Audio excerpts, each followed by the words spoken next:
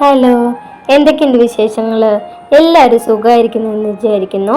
ഇത് നമ്മുടെ 79ാമത്തെ പാർട്ടാണ്. അപ്പം എല്ലാവരും കമൻ്റ് ഇട്ടോളൂ കേട്ടാ. ശിവ ബെഡിന് മുകളിലെ ലാപ്ടോപ്പ് എടുത്ത് തൻ്റെ മടിയിലിരിക്കുന്ന പാർവണിയുടെ മടിയിലേക്ക് വെച്ചു. ശേഷം സിനിമ കാണാൻ തുടങ്ങി.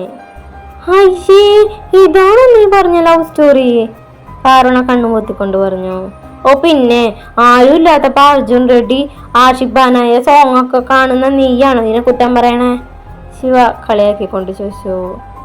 അത് ഞാൻ കണ്ടതല്ല ശിവ, അതറിയാതെ ചാനലായി പോയതാ, അവൾ ദയനീയമായി പറഞ്ഞു.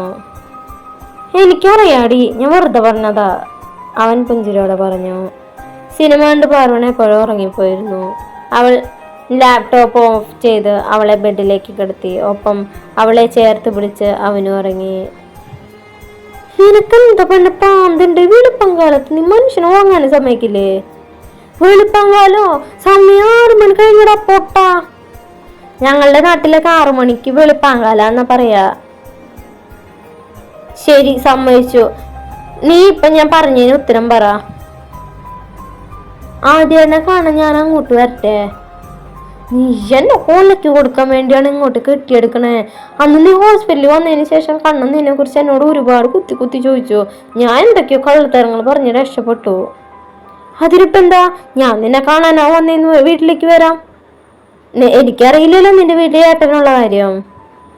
അയ്യോ, എന്തൊരു ഐഡിയ! ഇത്രയും കാലം എന്നെ കാണാൻ വീട്ടിലേക്ക് വരാത്ത നീ പെട്ടെന്ന് ഒരു ദിവസം വന്നാ ആർക്കും എന്താ സംശയമൊന്നും തോന്നില്ലേ?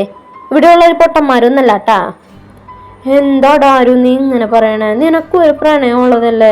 അപ്പൊ നിനക്ക് എന്തെങ്കിലും ഒന്ന് ഹെൽപ്പ് ചെയ്യാമെങ്കിൽ ഞാനും ചെയ്യാടാ. നീ മാറ്റി അതൊക്കെ മിണ്ടാതിരുന്നോ? ഒരു പ്രണയം പോലും. എനിക്കിപ്പോ അത് കേൾക്കുമ്പോ തന്നെ പെരുവരിൽ നിന്ന് ദേഷ്യം അരച്ച് കയറുക. ആരും ദേഷ്യത്തോടെ പറഞ്ഞു. അതെന്താ മാളു? അവളെന്നെ തേച്ചൊട്ടിച്ചടി. എന്തിനാന്നാ?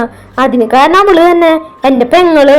കല്യാണത്തിന് ഒരാഴ്ച മുമ്പ് ഒളിച്ചോടി അങ്ങനെ ഒരു പെങ്ങളുള്ള എന്നെ അവൾക്ക് വിശ്വാസമില്ല പോലും. അവളെന്നെ തേക്കാൻ ഒരു കാരണം നോക്കി നടക്കുകയായിരുന്നു എന്നാണ് എനിക്ക് തോന്നുന്നത്. വഞ്ചകി. സാരല്ല, പോട്ടടാ.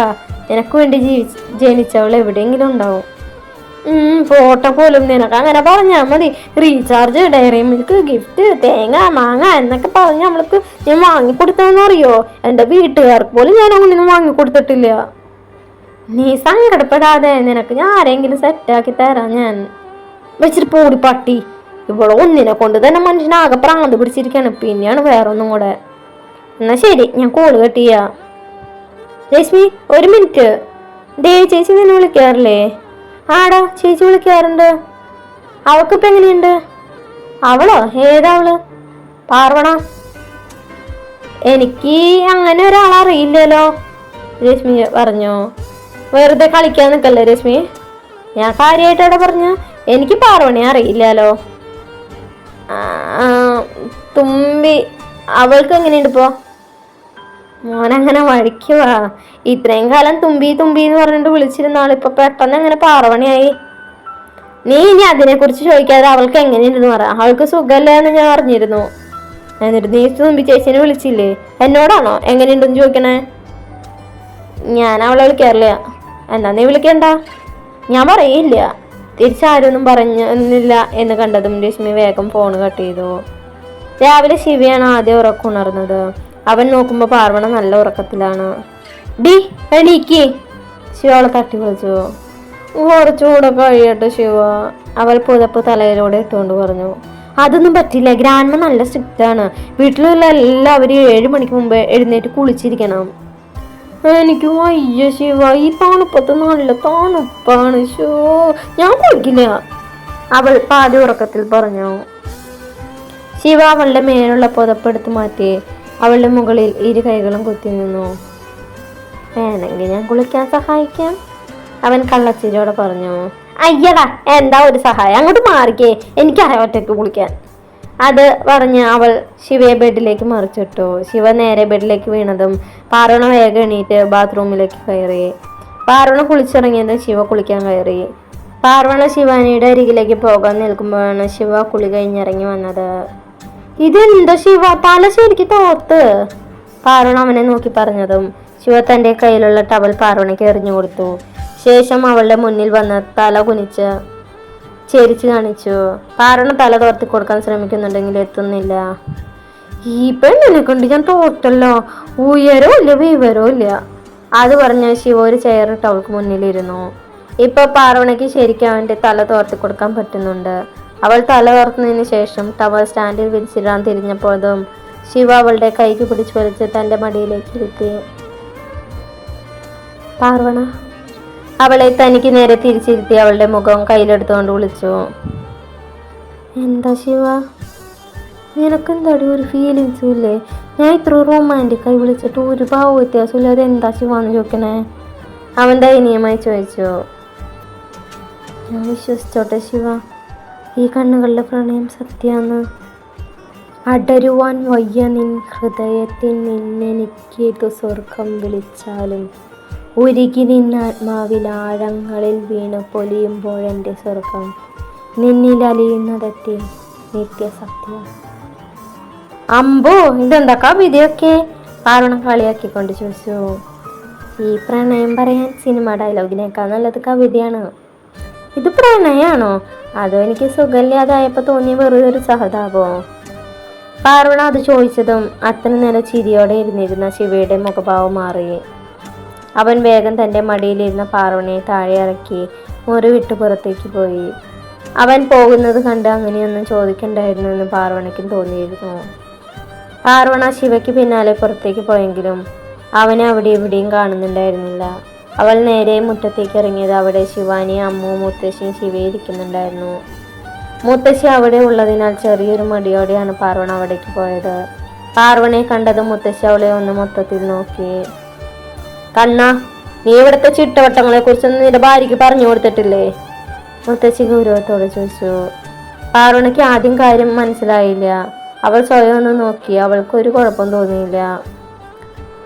ശിവ, നിനക്കെങ്കിലും ഇതൊക്കെ ഒന്ന് പറഞ്ഞു കൊടുക്കായിരുന്നില്ലേ? ശിവാനിയെ നോക്കിയായിരുന്നു അത് ചോദിച്ചത്. സോറി മുത്തശ്ശി, ഞാൻ ആ കാര്യം ഓർത്തില്ല, ഇനി ശ്രദ്ധിച്ചോളാം. വാ പാർവണ. അത് പറഞ്ഞ് ശിവാനി അവളെയും കൂട്ടി അകത്തേക്ക് നടന്നു. അവർക്ക് പിന്നാലെ അമ്മുവും പോയി. എന്താ ശിവാനി, എന്താ കാര്യം? പാർവണ മനസ്സിലാവാതെ ചോദിച്ചു. അതൊക്കെ ഞാൻ പറയാം, നീ ഇപ്പം എൻ്റെ കൂടെ റൂമിലേക്ക് വാ. അത് പറഞ്ഞ് ശിവാനി അവളെയും കൂട്ടി റൂമിലേക്ക് നടന്നു. റൂമിലെത്തിയ ശിവാനി ഷെൽഫിൽ നിന്ന് ഒരു ഡ്രസ്സ് എടുത്ത് പാർവണയ്ക്ക് കൊടുത്തു. ഇതെന്താ? മനസ്സിലാവാതെ അതിലേക്ക് നോക്കി ചോദിച്ചു. ഇവിടെ മുത്തശ്ശിക്ക് ഇങ്ങനെയുള്ള ഡ്രസ്സുകളൊന്നും ഇടുന്ന ഇഷ്ടമല്ല. ആണുങ്ങളാണെങ്കിൽ മുണ്ടും പെൺകുട്ടികളാണെങ്കിൽ ധാവണിയും പട്ടുപാവാടയൊക്കെയാണ് ഇടുക. അപ്പോഴാണ് പാർവണയെ ഓർത്തത്. അമ്മു ശിവാനിയും ധാവണിയാണ്, വീട്ടിലെ ചെറിയ കുട്ടികളെല്ലാം പട്ടുപാവാടയാണ്. ശിവയും മുണ്ടാണ് ഉടുത്തിരിക്കുന്നത്. മുത്തശ്ശിക്ക് എന്നെ ഇഷ്ടമല്ലാന്നോ തോന്നണേ? എപ്പോഴും ഇങ്ങനെ ദേഷ്യത്തോടെ മാത്രമേ സംസാരിക്കുള്ളൂ. പാർവണ പരാതിയോടെ പറഞ്ഞു. അത് ചേച്ചിക്ക് വെറുതെ തോന്നുന്നയാ. മുത്തശ്ശി ശരിക്കും പാവാ, എല്ലാവരോടും ഇങ്ങനെ ദേഷ്യത്തോടെ സംസാരിക്കും മാത്രമേ ഉള്ളൂ. മുത്തശ്ശിയുടെ സ്വഭാവം അങ്ങനെയാണ്, അല്ലാതെ ദേഷ്യമുള്ളത് കൊണ്ടൊന്നല്ല. അമ്മു പാർവണയെ സമാധാനിപ്പിച്ചു. ധാവണിയെല്ലാം ഉടുത്ത് പാർവണി കണ്ണാടിയിലൊന്ന് നോക്കി. കാണാൻ നല്ല രസമൊക്കെ ഉണ്ട്. സാരിയൊക്കെ നല്ലത് ധാവണി തന്നെയാണ്, അവൾ കണ്ണാടി നോക്കി പറഞ്ഞു. അപ്പോഴാണ് അവൾക്ക് ശിവയുടെ കാര്യം ഓർമ്മ വന്നത്. ഞാൻ ശിവയെ കണ്ടിട്ട് വരാട്ടാ. അത് പറഞ്ഞ് അവൾ പുറത്തേക്ക് നടന്നു. മുറ്റത്തെത്തിയപ്പോൾ അവിടെ മുത്തശ്ശിയും റിയമോളും മാത്രമേ ഉണ്ടായിരുന്നുള്ളൂ. അവൾ ചെയ്യണമെന്നറിയാതെ അവിടെ തന്നെ നിന്നു. എന്താ? മുത്തശ്ശി ഗൗരവത്തോട് ചോദിച്ചു. അത് അത് പിന്നെ ശിവ, അവനെവിടെയാ? എന്താ കുട്ടി പറയണേ? ഭർത്താവിനെ പേരെടുത്താണോ വിളിക്കണേ? നിങ്ങളുടെ വീട്ടിലുള്ളവരൊക്കെ ഇങ്ങനെയാണ് പഠിപ്പിച്ചു വിട്ടിരിക്കണേ? മുത്തശ്ശി അത് ചോദിച്ചത് സങ്കടം കൊണ്ട് പാർവണയുടെ കണ്ണുകൾ നിറഞ്ഞു വന്നിരുന്നു. നിനക്കറിയാൻ ഞാനൊന്നും പറഞ്ഞില്ലല്ലോ. മുത്തശ്ശി വീണ്ടും വിടാതെ ചോദിച്ചതും പാർവണയുടെ സങ്കടം ഒന്നുകൂടെ കൂടി. അതുകൊണ്ട് മുത്തശ്ശി എഴുന്നേറ്റ് അവളുടെ അരികെ വന്നിരുന്നു. കുട്ടീനെ കരയിക്കാൻ വേണ്ടിയല്ല ഞാൻ പറഞ്ഞേ. ഞങ്ങളൊക്കെ പഴയ കാലത്തെ ആൾക്കാരാണ്, അതുകൊണ്ട് തന്നെ ഇത്തരം കാര്യങ്ങൾ ഞങ്ങൾക്ക് ഇഷ്ടപ്പെടണമെന്നില്ല. എന്തു പറയാനാ, ശീലിച്ചു പോയി. അതാ കുട്ടീനെ അവന് പേരെടുത്ത് വിളിക്കരുത്, കേട്ടല്ലോ? മുത്തശ്ശി സൗമ്യമായി പറഞ്ഞു. അവൻ കുളത്തിൻ്റെ അങ്ങോട്ട് പോയിട്ടുണ്ട്. മുത്തശ്ശി അവളെ നോക്കി പറഞ്ഞു. തലയാട്ടിക്കൊണ്ട് പാർവണ കുളത്തിൻ്റെ അരികിലേക്ക് നടന്നു. അവൻ വരുമ്പോൾ ശിവ കുളത്തിലേക്ക് കല്ലുകൾ എറിയുകയായിരുന്നു. പാർവണ അവൻ്റെ അടുത്ത് വന്നിരുന്നെങ്കിലും ശിവ മൈൻഡ് ചെയ്യാതെ കുളത്തിലേക്ക് കല്ലെറിയുന്നുണ്ടായിരുന്നു. ശിവ, അല്ല കണ്ണേട്ടാ. അവളുടെ വിളി കേട്ട് ശിവ അവളെ ഒന്ന് തറപ്പിച്ച് നോക്കി. അത് പിന്നെ മുത്തശ്ശി പറഞ്ഞു ഭർത്താവിനെ പേരടിക്കാൻ വിളിക്കാൻ പാടില്ല എന്ന്, അതാ ഞാൻ അങ്ങനെ വിളിച്ചേ. മറ്റുള്ളവരെന്ത് പറയുന്നൊന്നും നീ നോക്കണ്ട, ഞാൻ ഒരു വട്ടം പറഞ്ഞിട്ടുണ്ട് എനിക്ക് അങ്ങനെ വിളിക്കാൻ ഇഷ്ടമല്ലാന്ന്. പിന്നെയും വീണ്ടും അത് തന്നെ വിളിച്ചാൽ ഞാൻ എന്താ ചെയ്യാന്ന് എനിക്ക് തന്നെ അറിയില്ല കേട്ടോ പറവണ. അവൻ ദേഷ്യത്തോടെ പറഞ്ഞ കടവിൽ നിന്ന് എണീറ്റു. ശിവ സോറി, ഞാൻ അറിയാതെ പറഞ്ഞതാ, അവൾ അവൻ്റെ കയ്യിൽ പിടിച്ചുകൊണ്ട് പറഞ്ഞു. ശിവ ഒന്നും മിണ്ടാതെ അവളുടെ കൈ തട്ടിമാറ്റി മുന്നോട്ട് നടക്കുകയാണ് ചെയ്തത്. ഞാൻ സോറി പറഞ്ഞില്ലേ ശിവ, പാർവണ അവൻ്റെ മുന്നിൽ കയറി നിന്നുകൊണ്ട് പറഞ്ഞു. ശിവ ഒന്നും മിണ്ടാതെ അവളെ തന്നെ നോക്കി നിൽക്കുകയാണ് ചെയ്തത്. ശിവ, അവൾ ദയനീയമായി വിളിച്ചു. ശിവയ്ക്ക് എന്തോ ഭാവം തോന്നി. പക്ഷെ അവൻ അവളുടെ കൈ തട്ടിമാറ്റിക്കൊണ്ട് വീട്ടിലേക്ക് തിരിഞ്ഞു നടന്നു. എൻ്റെ മഹാദേവ, ഏത് സമയത്ത് എനിക്ക് അങ്ങനെ ചോദിക്കാൻ തോന്നിയേ, അവൻ പോകുന്ന നോക്കിക്കൊണ്ട് പറഞ്ഞു. എന്തായാലും തെറ്റെൻ്റെ ഭാഗത്താ, അതുകൊണ്ട് കാല് പിടിച്ചിട്ടാണെങ്കിലും പാക്കം മാറ്റണം. പാടം അത് പറഞ്ഞ് അവൾ ശിവയ്ക്ക് പിന്നാലെ വീട്ടിലേക്ക് ഓടി. കുളക്കടവിൽ നിന്ന് ഓടി വീടിന് മുന്നിലെത്തിയതും അവളുടെ മുന്നിൽ ഒരു കാർ വന്നു നിന്നതും ഒരുമിച്ചായിരുന്നു.